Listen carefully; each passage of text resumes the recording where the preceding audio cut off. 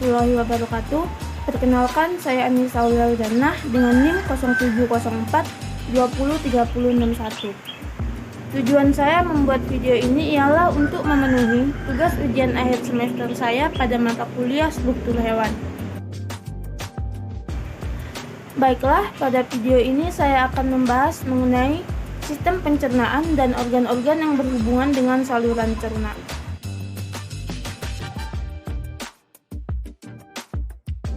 Pencernaan ialah pemecahan makanan secara mekanik dan kimiawi menjadi bentuk yang lebih sederhana sehingga dapat diserap oleh sel tubuh. Organ gastrointestinal atau saluran pencernaan membentang dari mulut hingga ke anus. Organ-organ ini adalah mulut, faring, esofagus, lambung, usus kecil, usus besar, dan lubang anus. Organ aksesorinya meliputi gigi, lidah, kelenjar halipa, hati, kantung empedu, dan pankreas. Berdasarkan prosesnya, pencernaan makanan dapat dibedakan menjadi dua macam, yaitu proses mekanis dan proses kimiawi. Proses mekanis yaitu pengunyahan oleh gigi dengan dibantu lidah serta peremasan makanan yang terjadi di dalam lambung. Sedangkan proses kimiawi yaitu pelarutan dan pemecahan makanan oleh enzim-enzim pencernaan dengan mengubah makanan yang bermolekul besar menjadi molekul yang berukuran kecil. Makanan mengalami proses pencernaan sejak makanan berada di dalam mulut hingga proses pengeluaran sisa-sisa makanan hasil pencernaan. Adapun proses pencernaan makanan meliputi hal-hal berikut. Yang pertama, ingesti. Ingesti ini ialah pemasukan makanan ke dalam tubuh melalui mulut. Yang kedua, mastikasi. Mastikasi ini merupakan proses mengunyah makanan oleh gigi. Yang ketiga, peristalis. Peristalis adalah gelombang kontraksi otot polos involuntir yang menggerakkan makanan tertelan melalui saluran pencernaan. Yang keempat, digesti. Digesti ini merupakan pengubahan makanan menjadi molekul yang lebih sederhana dengan bantuan enzim. Terdapat di dalam lambung. Yang kelima, absorpsi. Absorpsi ini merupakan proses penyerapan yang terjadi di usus halus. Yang keenam, egesti. Egesti merupakan proses eliminasi zat-zat sisa yang tidak tercerna juga bakteri dalam bentuk feses dari saluran pencernaan. Saluran pencernaan terdiri dari 4 lapisan, yaitu yang pertama, mukosa. Mukosa adalah lapisan terdalam dari dinding dan sebagian besar terbuat dari jaringan epitel yang mensekresikan enzim dan mukus ke dalam kanal. Lapisan ini sangat aktif dalam menyerap nutrisi. Yang kedua, submukosa. Submukosa adalah lapisan dalam dari mukosa. Submukosa mengandung jaringan ikat longgar, pembuluh darah, kelenjar, dan saraf. Pembuluh darah pada lapisan ini mengangkut nutrisi yang diserap. Yang ketiga, lapisan muskular. Lapisan ini terletak di luar submukosa, terbuat dari lapisan jaringan otot polos dan berkontraksi untuk menggerakkan material melalui kanal. Yang keempat, serosa. Serosa adalah lapisan terluar dari saluran dan juga dikenal sebagai peritoneum visceral.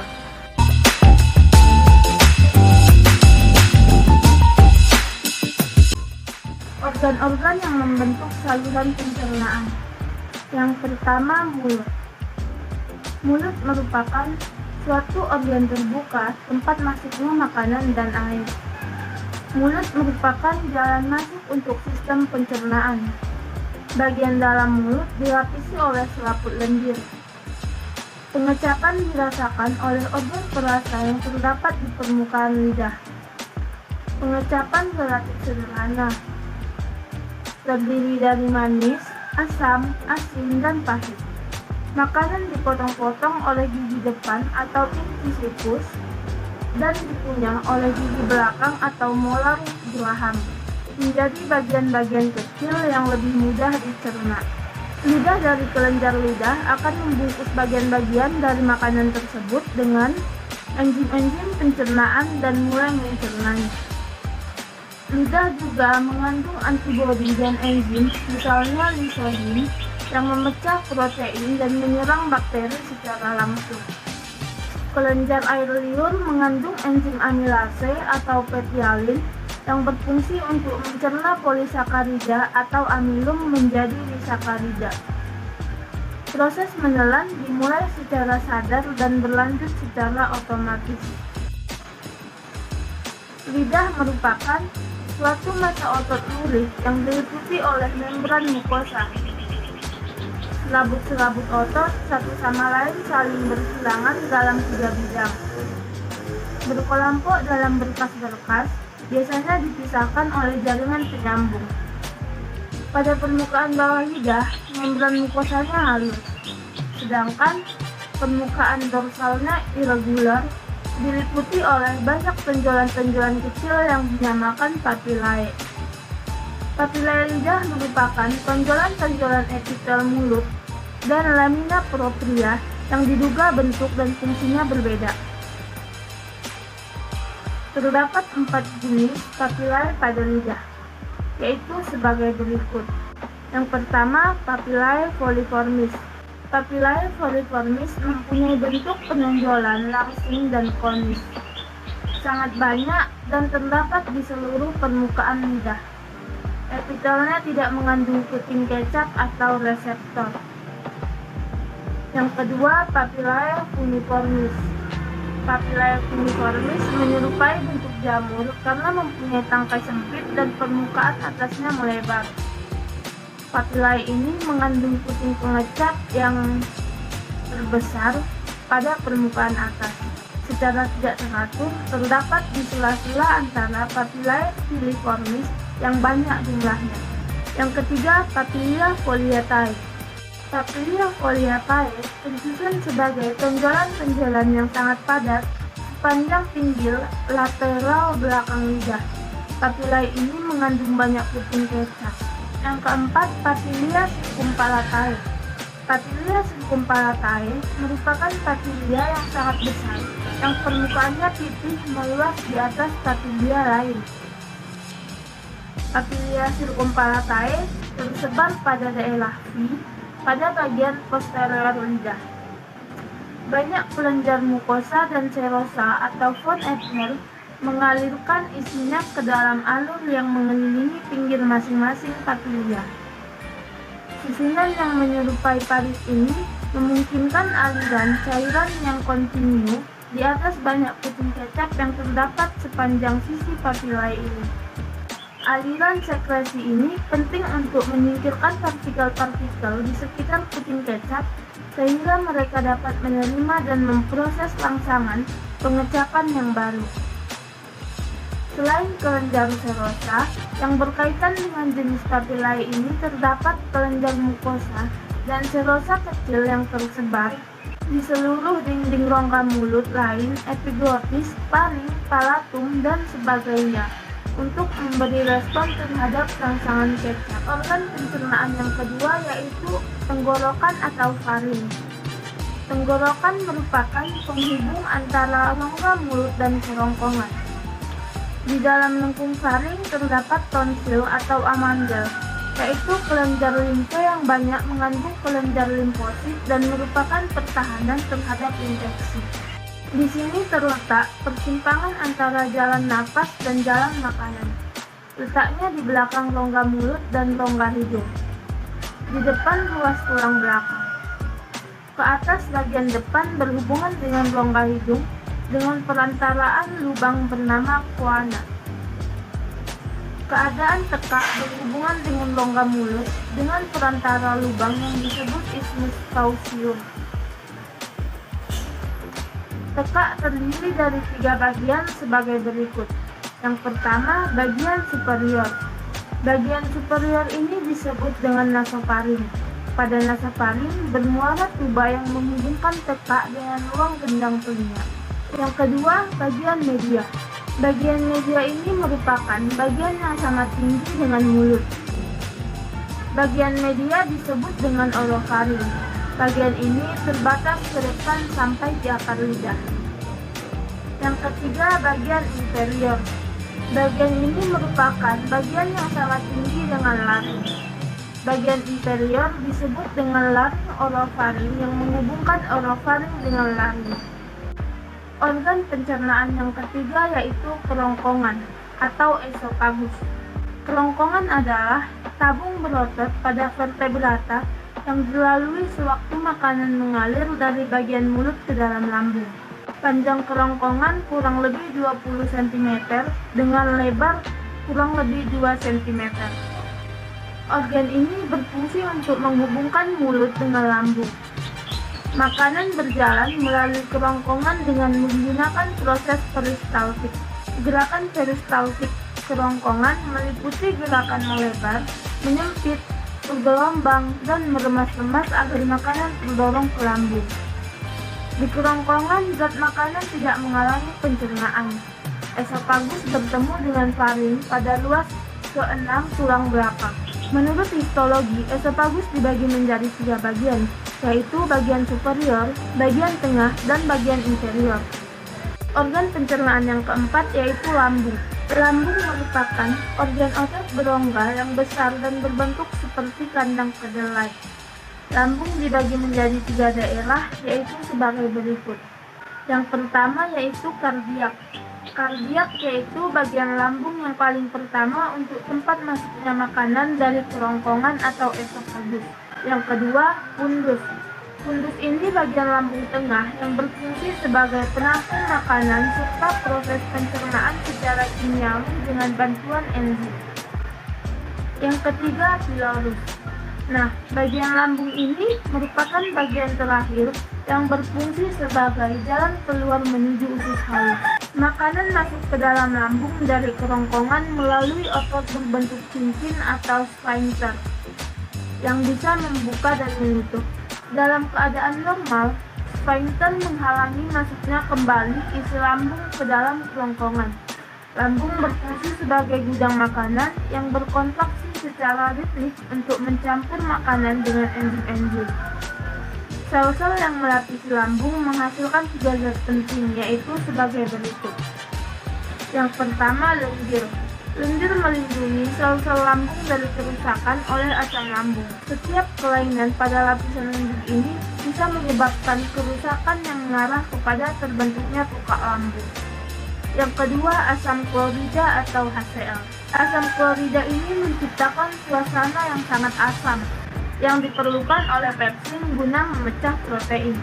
Keasaman lambung yang tinggi juga berperan sebagai penghalang terhadap infeksi dengan cara membunuh berbagai bakteri. Yang ketiga, prekursor pepsin. Pepsin merupakan enzim yang memecahkan protein. Organ pencernaan yang kelima yaitu usus halus atau usus kecil. Usus halus atau usus kecil adalah bagian dari saluran pencernaan yang terletak di antara lambung dan usus besar. Dinding usus kaya akan pembuluh darah yang mengangkut zat-zat yang diserap ke hati melalui vena porta. Dinding usus melepaskan lendir atau yang melumasi isi usus dan air yang membantu melarutkan pecahan-pecahan makanan yang dicerna. Dinding usus juga melepaskan sejumlah kecil enzim yang mencerna protein, gula, dan lemak.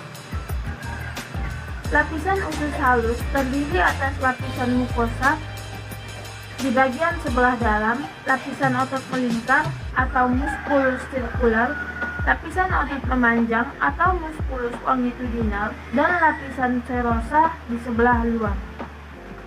Usus halus terdiri dari 3 bagian, yaitu usus 12 jari atau duodenum, usus kosong atau jejunum, dan usus penyerapan atau ileum.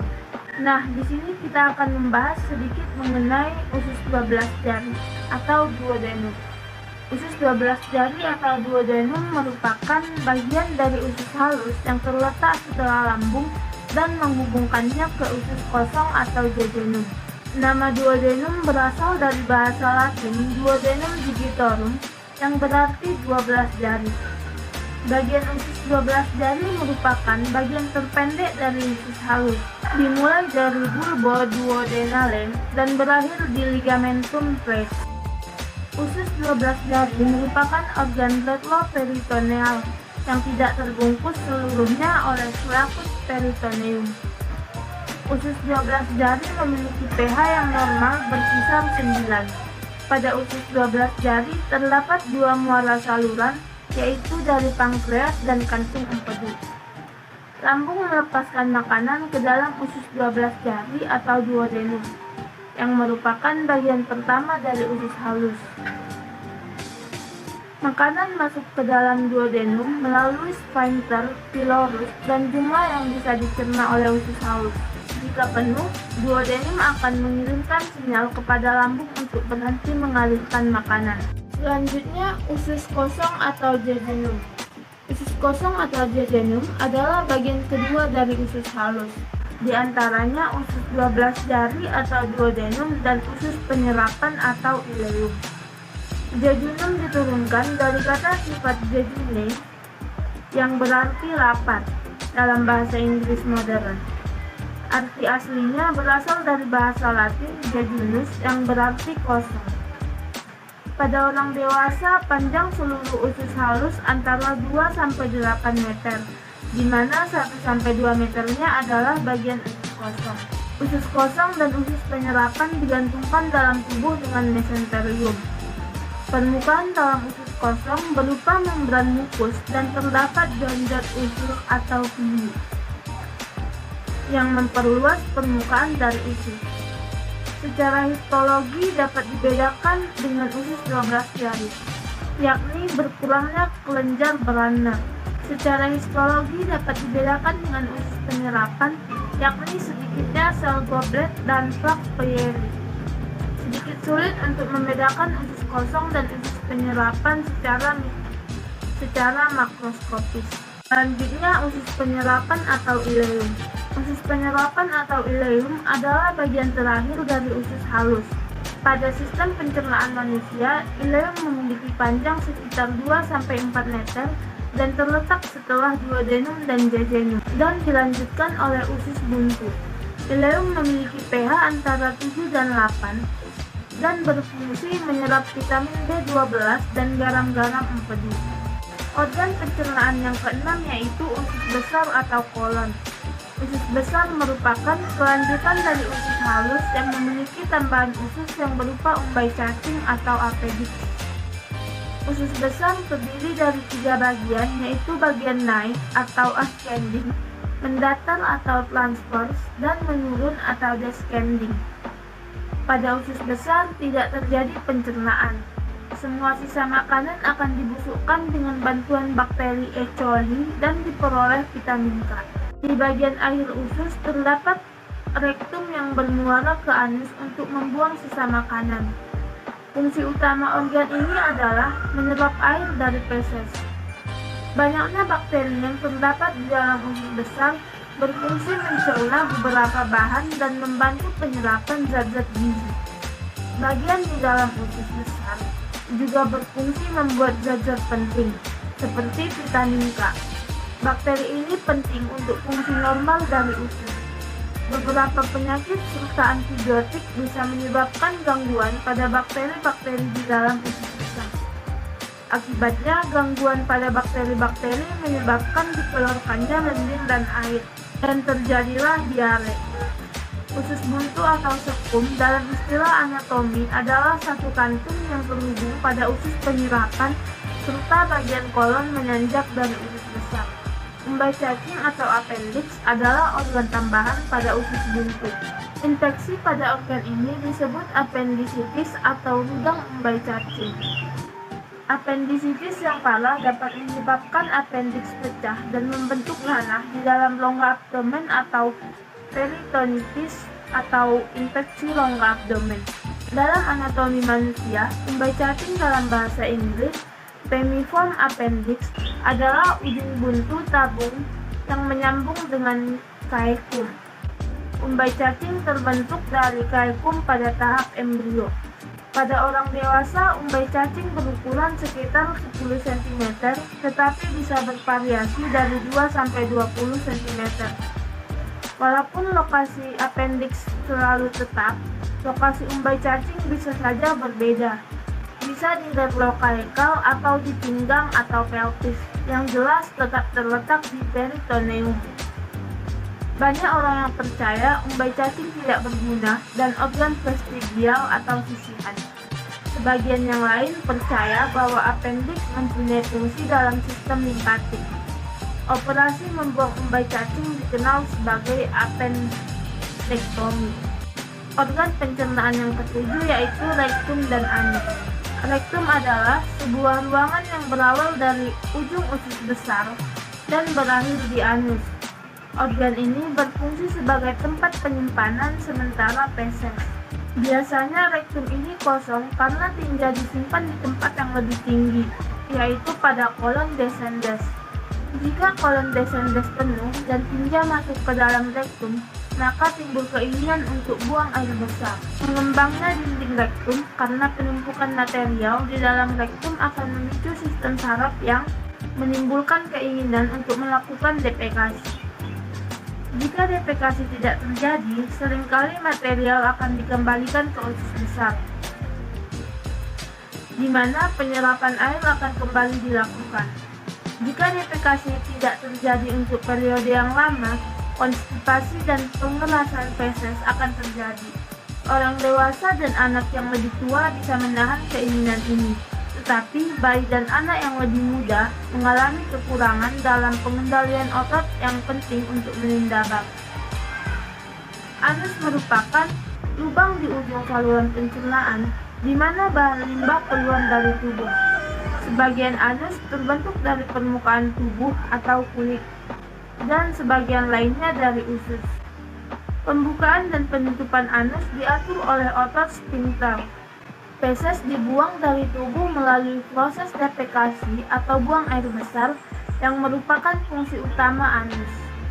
Sistem pencernaan juga meliputi organ-organ yang terletak di luar saluran pencernaan, yaitu pankreas, hati, dan kantung empedu. Nah, yang pertama kita bahas yaitu pankreas. Pankreas adalah organ pada sistem pencernaan yang memiliki dua fungsi utama, yaitu menghasilkan enzim pencernaan serta beberapa hormon penting seperti insulin. Pankreas terletak pada bagian posterior perut dan berhubungan erat dengan duodenum atau usus 12 jari. Pankreas terdiri dari dua jaringan dasar, yaitu acini yang menghasilkan enzim-enzim pencernaan dan pulau-pulau pankreas yang menghasilkan hormon. Pankreas melepaskan enzim pencernaan ke dalam duodenum dan melepaskan hormon ke dalam darah. Enzim yang dilepaskan oleh pankreas akan mencerna protein, karbohidrat, dan lemak. Enzim proteolitik memecah protein dalam bentuk yang dapat digunakan oleh tubuh dan dilepaskan dalam bentuk inaktif. Enzim ini hanya akan aktif jika telah mencapai saluran pencernaan. Pankreas juga melepaskan sejumlah besar sodium bikarbonat yang berfungsi melindungi duodenum dengan cara menetralkan asam lambung. Nah, selanjutnya hati. Hati merupakan sebuah organ terbesar di dalam badan manusia dan memiliki berbagai fungsi. Beberapa di antaranya berhubungan dengan pencernaan. Istilah medis yang bersangkutan dengan hati biasanya dimulai dalam hepat atau hepatik, dan kata Yunani untuk hati hepat. Organ ini memainkan peran penting dalam metabolisme dan memiliki beberapa fungsi dalam tubuh, termasuk penyimpanan glikogen, sintesis protein plasma, dan penetralan obat. Hati juga memproduksi bile yang penting dalam pencernaan. Zat-zat gizi dari makanan diserap ke dalam dinding usus yang kaya akan pembuluh darah yang kecil-kecil atau kapiler. Kapiler ini mengalirkan darah ke dalam pena yang bergabung dengan pena yang lebih besar dan pada akhirnya masuk ke dalam hati sebagai pena porta. Pena porta terbagi menjadi pembuluh-pembuluh kecil di dalam hati, di mana darah yang masif diolah. Hati melakukan proses tersebut dengan kecepatan tinggi. Setelah darah diperkaya dengan zat-zat gizi, darah dialirkan ke dalam sirkulasi umum. Nah, yang terakhir kantung empedu. Kantung empedu ialah organ berbentuk buah pil yang dapat menyimpan sekitar 50 ml empedu yang dibutuhkan tubuh untuk proses pencernaan. Pada manusia, panjang kantung empedu adalah sekitar 7-10 cm dan berwarna hijau gelap, bukan karena warna jaringannya, melainkan karena warna cairan empedu yang dikandungnya. Organ ini terhubungkan dengan hati dan usus 12 jari melalui saluran empedu. Empedu memiliki dua fungsi, yaitu membantu pencernaan dan penyerapan lemak, serta berperan dalam pembuangan limbah tertentu dari tubuh, terutama hemoglobin yang berasal dari penghancuran sel darah merah dan kelebihan kolesterol. Sekian penjelasan dari saya pada video kali ini, semoga dapat menambah wawasan kita semua.